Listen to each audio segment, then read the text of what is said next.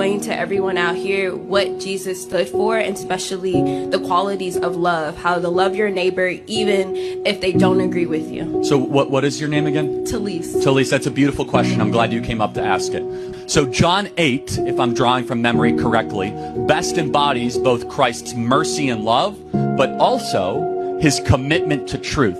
And sometimes in the modern gospel, we overemphasize the grace and we underemphasize the truth. Yeah. And so we are far too willing to say, hey, Jesus loves everybody, but we don't get to the second part of the conversation that says Jesus doesn't want you to live in sin. So this is, in John 8, it's best embodied, right? Almost every Christian in this audience will be able to tell you the first part of this, which is a bunch of Sadducees and Pharisees are standing around with rocks, and they're about to stone the prostitute woman. And Jesus comes up and says, let the first among you without sin cast the first stone. And everyone starts dropping the rocks. But what comes next shows that Christ is not just grace-focused, he's simultaneously truth-focused. He goes up to the woman who had a career in selling herself for sex and said, sin no more.